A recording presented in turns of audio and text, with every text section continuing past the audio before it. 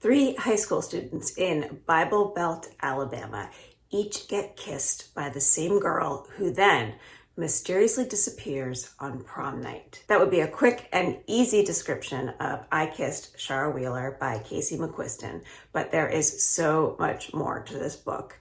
My name is Lucy, and on this Teen Pride Book Talk, I am going to tell you more about I Kissed Shara Wheeler by Casey McQuiston. Casey McQuiston is the author of two other novels for adults. This is their first foray into the young adult world, and I am so glad that they traveled here so I could talk about this book with you. So Shara Wheeler is a senior in high school at a Christian evangelical school in Falls Beach, Alabama, and she is the prom queen. She's vying for valedictorian. She is all around popular, all around nice, and then she mysteriously disappears. But before she does that, she does kiss three people: Chloe, Rory, and Smith. And Chloe Green, who received one of those kisses, is the academic rival of Shara, and also the person from whose point of view we receive most of this story. There is some of it that is told to us in letters and emails and other correspondence, but mostly we're hearing from Chloe. So Chloe is a little different from the other folks that grew up in Falls Beach, Alabama. She moved there with her moms from California right at the start of high school. One of her mothers is from there and returned to take care of Chloe's grandmother. And Chloe is the only out queer person in her school, really in most of her community. There is no room at Willow Grove Christian Academy for anything other than completely straight and completely straight-laced. And the school is governed by a narrow-minded, moralistic administration, and Chloe actually does very well there academically and extracurricularly. She is, as I said before, vying to be valedictorian. She is rivaled with Shara, and they have been this way since freshman year, always competing with each other for that top spot so that they can be the one to speak at graduation. And Chloe is really upset when Shara disappears on prom night because Chloe does not want to win valedictorian by default. She wants to win it by beating Shara. She's also confused because she received from Shara Wheeler a kiss in an elevator before Shara disappeared. And then she also finds out that Shara kissed Rory, who is her next door neighbor and has had a crush on her for a long time, on his roof a few nights before this. And of course she kissed Smith, who is her longtime high school boyfriend.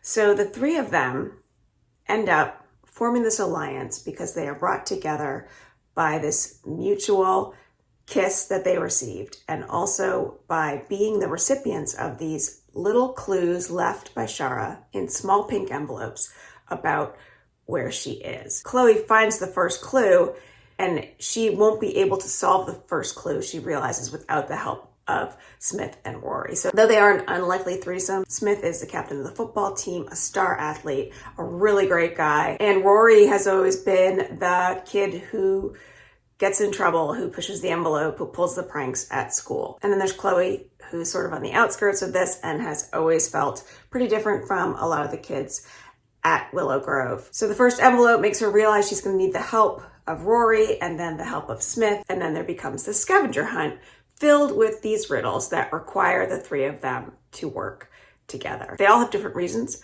for wanting to find out why Shara disappeared. Shara's father is the principal of their school, and he seems strangely unbothered by Shara's disappearance, or he hasn't mentioned it. He's lied about it. He's covered it up, but it's not something that he is making known to the greater public of Falls Beach. So while they are on this hunt for Shara, Chloe, Rory, and Smith start to uncover some pretty big secrets about some of their classmates. They learn some things about themselves, and they learn a lot about Shara. This is coupled with this real adventure of having to break into places and climb through ducts in the school and sneak around at night in order to find the next note. So the book is really engaging in that way, and it keeps you guessing and it keeps you on your toes as you are also following this hunt. and trying to solve these riddles in these pink envelopes. This book does have elements of rivals to lovers, but it also focuses a lot on friendship. It focuses on queer identity and figuring out your sexual identity, and generally the messy teenage experience of self-discovery. One of the things that I loved about this book is that Casey McQuiston creates real teenage characters. They don't always do or say the right things. The situations that they get themselves in are messy, and the interactions are complicated. Everything seems very high stakes to them, and the love that they feel seems like bigger than any love in the world. And all of that is very true to the teenage experience. Casey McQuiston is a romance writer, and they write romance so well. And it was nice to read after reading their adult novels to see that they could write respectively about teen romance as well. So due to Shara Wheeler's scavenger hunt and disappearance, a lot of the kids at False Beach start to learn new things about themselves. And Chloe also starts to learn new things about herself, but also about False Beach and about Willow Grove. And she realizes that maybe she has too easily dismissed her good experiences that have happened over the last 4 years of high school, because she's always been focused on how she doesn't fit into the world of Willow Grove. And she's been so single-minded and focused on this competition of being the best and on this competition to beat Shara, essentially, that she really missed who Shara truly is. She also misses things about her very best friends and the people who are close to her, because she has clung to this set of perceptions that she had right when she started high school there. But also, it's hard to be the only out queer person in any place, and especially in an environment like Willow Grove and False Beach, where it is just viewed as wrong. There's a quote in this book that says, "If there's one thing Chloe knows, it's the danger of being yourself at Willow Grove in False Beach.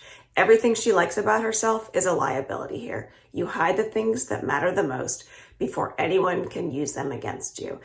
And I like that because it's talking about Chloe, but it actually is talking about so many more characters in the book, which you will realize as you start to get through the story. On their website, this is what Casey McQuiston has said about their reasons for writing this book. "Yeah, a lot of this book is about coming of age queer in the religious South.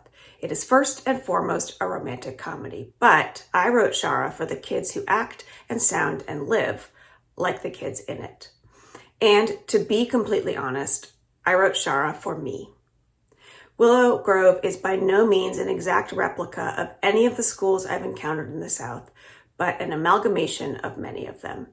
I wanted to explore what that environment does to teens, how it might fare against a bunch of Zoomers with way more access to outside information than we had back in the 2000s, and what it would look like to discover yourself and still find a way to thrive there. Selfishly, I knew it would be therapeutic. Shara is a book about loving the place that made you and also sometimes hating the person it made you into. It's about hating the place and loving the person too, because both sides of that particular communion wafer are important." And that really encapsulates so much of what I Kissed Shara Wheeler represents. Casey McQuiston had a similar experience and went to a Christian evangelical school in the South for 13 years. And so is really writing from a personal place in this book. So if you like romance, if you like coming of age stories, if you like stories about self-discovery, if you like stories with rivals to lovers and rivals to friends, if you like stories with a little mystery, if you like stories with some adventure and some action, this book is for you. In the graduation speech at the end of this book, and I am not going to tell you whose speech this is because that would give away a lot of the book, but this is part of the speech. "I learned that a lot of us, a lot more than I thought, are doing whatever it takes to survive in a place that doesn't always feel like it wants you.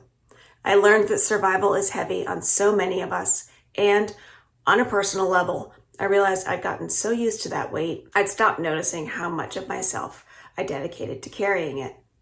A lot of high school is about figuring out what matters to you and what doesn't. For some of us, popularity matters. For others, it's grades or dating or extracurriculars or our parents' opinions or all of the above. Sometimes it's a question of whether anything that happens in these 4 years matters at all.